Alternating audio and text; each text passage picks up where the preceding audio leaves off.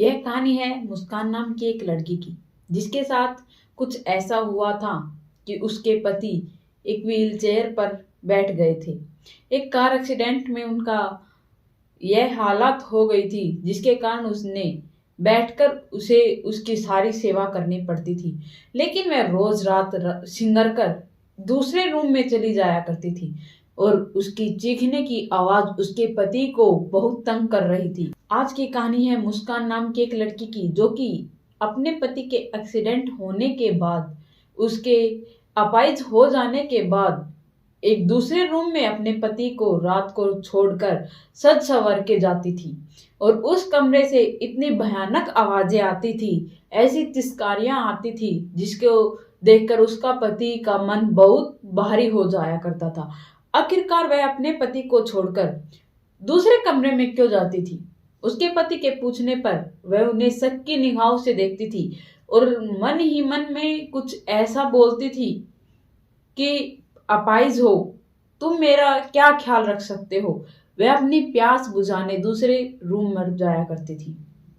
आखिरकार उसके पति के साथ क्या हुआ था और दूसरे रूम में उसके साथ कौन रहा करता था, जिसके लिए वह इतनी सज सवर के उस रूम में जाया करती थी।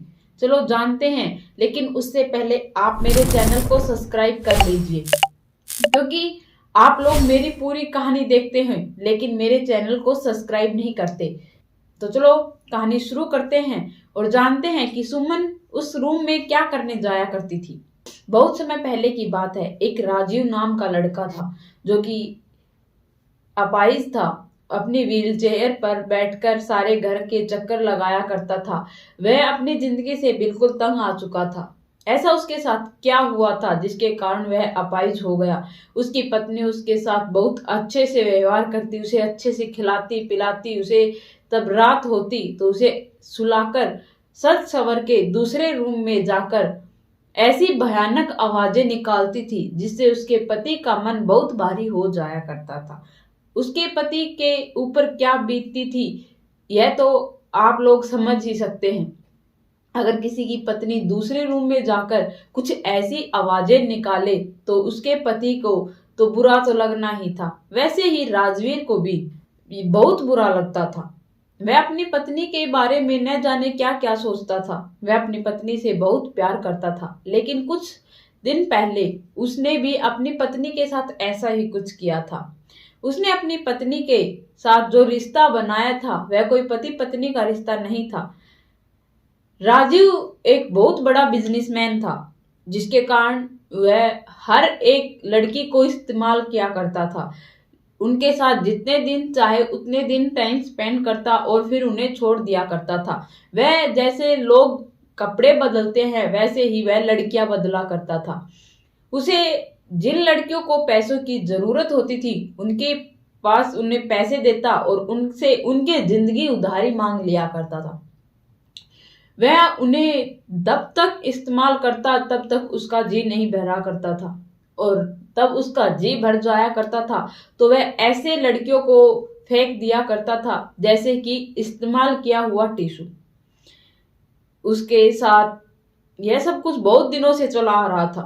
वह अब 30 साल का हो चुका था, लेकिन वह शादी नहीं करना चाहता था। उसके मम्मी पापा, जो कि उसकी शादी करने के लिए बहुत परेशान थे कि यह शादी कर ले तो बहुत अच्छा हो जाएगा, हम पोता पोती का मुंह देख लेंगे। लेकिन राजवीर, जो कि इन चीजों में इंटरेस्ट नहीं रखता था, वह अपनी हुस्न की भूख मिटाता और लड़कियों को ऐसे इधर उधर भटकने के लिए छोड़ दिया करता था। न जाने उसने ऐसा काम कितनी लड़कियों के साथ किया। लेकिन एक दिन वह अपने पिता के ऑफिस में किसी काम से गया था, जिसके कारण वह तब अपने पिता के ऑफिस से बाहर निकला तो उसने मुस्कान को देखा। मुस्कान इतनी खूबसूरत थी कि उसकी निगाहें उससे हट ही नहीं पाई। वह ब्लैक कुर्ते में और गुलाबी रंग के दुपट्टे के साथ बहुत अच्छी लग रही थी, और उसका गोरा गोरा बदन उस सूट को एक नया लुक दे रहा था, जिसके कारण राजवीर उस पर इतने ज्यादा खुश हुए कि उसे वह तभी पाना चाहते थे। तभी वह वापस अपने पिता के पास जाते हैं और उस लड़की के बारे में पूछते हैं। तो उसके पिता कहते हैं कि यह लड़की 2-3 महीने से ही हमारी कंपनी में जॉब कर रही है। वह लैपटॉप को एकटक देखते हुए कीबोर्ड पर इतनी तेजी से अपने हाथ चला रही थी कि उसे किसी की भी कोई खबर नहीं होती। उसके पिता उसकी इन्हीं काबिलियत पर बहुत प्रसन्न हुए, लेकिन उसे इतनी ज्यादा सैलरी नहीं मिला करती थी। उसे ज्यादा से ज्यादा 15,000 रुपए ही दिए जाते थे। राजवीर अपने पिता से कहता है कि पापा, मुझे यह लड़की अपनी कंपनी में चाहिए। आखिरकार मुझे भी एक ऐसे ही एम्प्लॉय की जरूरत है। वह उसे अपनी कंपनी के लिए अपने पापा से कहता है, जिसके कारण उसके पिता भी मान जाते हैं और उसे उसके साथ भेजने की पूरी तैयारी कर देते हैं। राजवीर को यह बात पता था कि उसके पिता उसकी बात बिल्कुल भी नहीं टालेंगे, जिसका फायदा उसने बखूबी उठाया। उस लड़की को वह अपनी कंपनी में लेकर गया और उसकी सैलरी भी दुगनी तुगनी कर दी, जिसके कारण मुस्कान भी अब बहुत खुश हो गई थी, क्योंकि उसे पैसों की जरूरत थी। उसके पिता, जो कि बहुत बीमार रहा करते थे, उसके इलाज के लिए उसे पैसे चाहिए थे। अब वह अपनी सैलरी इतनी ज्यादा देखकर बहुत खुश थी कि वह अपने घर का गुजारा भी कर लेगी और अपने पिता का पालन पोषण भी। यह सब कुछ उसकी जिंदगी में ज्यादा दिन कुछ नहीं चलने वाला था। एक दिन राजवीर उसे कहता है कि तुम्हें मेरे साथ किसी डिनर पार्टी में चलना है, कुछ गेस्ट आने वाले हैं, तो अगर तुम चाहो तो चल सकती हो, अगर नहीं चलोगी तो मैं किसी और को लेकर जाऊंगा।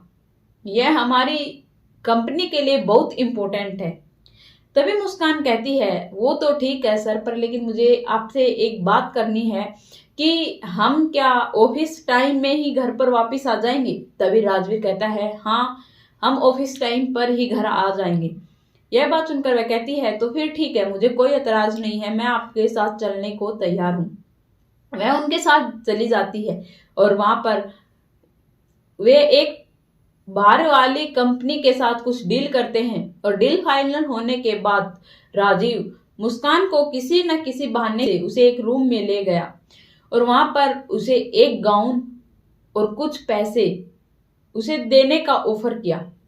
तभी उसने वह गाउन और वह तोहफा उसके मुंह पर दे मारा और उनके साथ साथ वह उसे एक थप्पड़ भी मार देती है, जिसके बाद मुस्कान की जिंदगी में उथल पुथल शुरू हो गई थी, क्योंकि राजवीर को अब उससे उसके थप्पड़ का बदला लेना था। राजवीर इतने पैसे वाला था कि वह कुछ भी कर सकता था। मुस्कान को नहीं पता था कि वह इस हद तक भी गिर जाएगा। मुस्कान की जिंदगी अब एक नए मोड़ पर आकर खड़ी हो गई थी। उसने उनका प्रपोजल एक्सेप्ट नहीं किया, जिसके कारण उसने उसकी जिंदगी पे इतना ज्यादा असर डाला कि उसकी जिंदगी ही तबाह हो गई। उसके पिता, जो कि एक अस्पताल में पहुंच गए, उनका एक इतना भयानक एक्सीडेंट हुआ था जिसके कारण मुस्कान को उसके पास जाना पड़ा। मुस्कान ने उससे पैसों की बात की, जिसके कारण उसने कहा कि मैं तुम्हें पैसे तो दे दूंगा, लेकिन तुम्हें मेरा होना पड़ेगा। मुस्कान न चाहकर भी इस बात के लिए राजी होना पड़ा, क्योंकि उसके पिता की जान की कीमत लगी हुई थी। वह अपने आप की नहीं सोचती। वह कहती है, ठीक है, लेकिन मेरी एक शर्त है, मैं तुम्हारे साथ तभी रहूंगी तब तुम मुझसे शादी करोगी। चाहे तुम्हें मेरे साथ 1 दिन रहना है, 2 महीने रहने हैं, 5 महीने रहने हैं, लेकिन मैं तुम्हारे साथ शादी करने के बाद ही रहूंगी। अगर तुम मुझे छोड़ना चाहो तो मुझे तो कल ही तलाक दे देना, मुझे उससे कोई फर्क नहीं पड़ता, लेकिन हाँ, बिना शादी के मैं तुम्हारे साथ रहने के लिए बिल्कुल भी तैयार नहीं हूं। यह बात कहकर वह अपनी बात खत्म करती है। तभी राजवीर कहता है, ठीक है, मुझे भी तुम्हारी यह बात मंजूर है। वह उसे 2 लाख का चेक दे देता है। वह उसे लेकर दौड़कर अपने पिता के पास जाने ही लगती है। वह देहली से बाहर पाँव रखने लगती है। तभी वह कहता है कि तुम जा कहाँ रही हो, तुम यहाँ आओ, हमारे वकील साहब बैठे हैं, चलो इन पेपरों पर साइन करते हैं। वह शादी की सारी फॉर्मेलिटी पूरी करके एक शादी जो सही मायने में होती है वह कर लेते हैं। दोनों अपने अपने कागजों पर साइन कर देते हैं और उनकी शादी अब मान्य हो चुकी थी। वह कोर्ट मैरिज शादी करते हैं कानूनी उनकी शादी अब हो चुकी थी। वह पैसे लेकर अपने पिता के पास जाने लगती है। तभी फिर से राजीव बोलता है कि अब तुम यहाँ से नहीं जा सकती हो, और रही बात इन पैसों की तो हमारे ड्राइवर को मैं दे दूंगा, वह सही सलामत तुम्हारे पिता के पास भेज देंगे। वह रोती है, गिड़गिड़ाती है और कहती है कि प्लीज तुम मुझे एक दिन की मोहलत दे दो, फिर चाहे तुम जितने दिन कहोगे मैं उतने दिन ही यहाँ रहूंगी। लेकिन राजवीर, जो कि बिल्कुल भी अच्छा लड़का नहीं था, उसे किसी की इमोशनल से कोई भी लेना देना नहीं था, वह कहता है कि तुझे तुम्हारे पैसे मिल गए तो अब मुझे भी मेरी शादी जो मैंने तुम्हारे साथ की है उसकी पहले रात का हक लेना है, और तुम यहाँ से नहीं जा सकती हो। वह कहती है कि मेरे पिता इतने ज्यादा बीमार है, उन्हें मेरी जरूरत है। तभी वह कहता है कि तुम्हारे पिता को तुम्हारी जरूरत नहीं बल्कि इन 2 लाख रुपए की जरूरत है, जो कि मैं सही सलामत तुम्हारे पिता के पास पहुंचा दूंगा। यह बात कहकर वह हंसने लगता है। अब वह मुस्कान को अपनी उंगलियों पर नचाता है, वह उसके साथ जबरदस्ती अपनी रात बिताता है। लेकिन मुस्कान बिल्कुल भी इन सभी चीजों में इंटरेस्ट नहीं रखती थी, उसे तो सिर्फ और सिर्फ अपने पिता को बचाना था। लेकिन तब वह सुबह अपने पिता से अस्पताल मिलने जाती है तो उसे पता चलता है कि उसके पिता ने तो रात को ही दम तोड़ दिया था। वह अपने पिता का शोक मनाते रही। टाइम बीतता गया, राजवीर अपनी हरकतों से बाज नहीं आया। अब तो मुस्कान अपने घर चली गई थी। 2-3 महीने हो चुके थे। राजू उसे लेने गया क्योंकि उसकी भूख अभी तक मिटी नहीं थी। वह जितना भी मुस्कान के करीब जाता वह उसकी तरफ खिंचा ही जा रहा था। आज तक कोई लड़की भी उसके साथ इतने दिन तक नहीं टाइम स्पेंड कर पाई। उसे इतनी कोई भी अच्छी लड़की नहीं मिली थी कि वह उसके साथ टाइम स्पेंड कर पाई और उसके साथ अपने घर बसाने की सोच पाई। लेकिन मुस्कान, जो कि उसके दिल दिमाग पर उतर चुकी थी, उसे मुस्कान इतनी अच्छी लगती थी, उसके साथ टाइम स्पेंड करना उसे बहुत अच्छा लगता था। वह मुस्कान को फिर से अपने घर ले आता है। मुस्कान गिड़गिड़ाती रहती है लेकिन वह एक बार भी उसकी बातें नहीं सुनता। मुस्कान कहती है कि तुम इंसान हो या जल्लाद। तभी वह बोलता है कि मैं तो जल्लाद हूँ, मुझे तुम्हें उस थप्पड़ का जवाब देना था जो कि तुमने उस दिन मुझे मारा था। तुम क्या सोचती हो कि तुम्हारे पिता का एक्सीडेंट हुआ था? नहीं, जब तुम मेरी जॉब छोड़कर मुझे ठुकरा कर चली गई थी तो मुझे सारा रिकॉर्ड अपने पिता से तुम्हारा निकलवाना पड़ा। तब मुझे पता चला कि तुम्हारे इस दुनिया में तुम्हारे पिता के अलावा कोई नहीं है, इसीलिए मैंने तुम्हारे पिता का एक्सीडेंट करवा दिया और उसी वजह से तुम आज मेरे सामने खड़ी हो।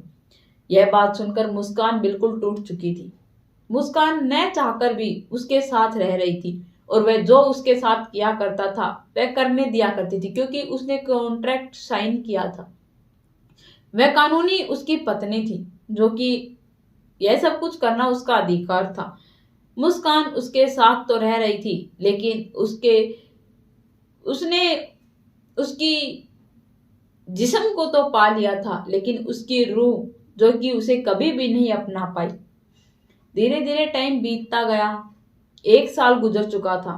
तभी मुस्कान कहती है कि अब तो तुम्हारा मुझसे जी भर गया होगा तो प्लीज तुम अब मुझे डिवोर्स दे दो।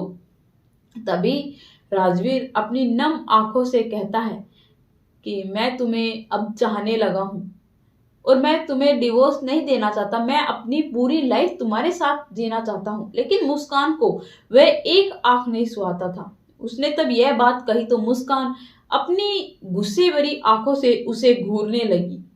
लेकिन राजवीर, जो कि अपनी नम भरी आंखों से उसे मनाने की कोशिश कर रहा था, लेकिन मुस्कान भी अपनी जिद पर अड़ी हुई थी कि वह उससे शादी जो जबरदस्ती की गई है उसे कभी भी अपनाएगी नहीं। झगड़ा होने लगे लेकिन राजवीर अपनी हरकतों से बाज नहीं आया। वह अपनी बात पर अड़ा रहा कि वह अब उससे प्यार करने लगा है। वह उसे विश्वास दिलाना चाहता था कि अब वह सब कुछ छोड़ देगा।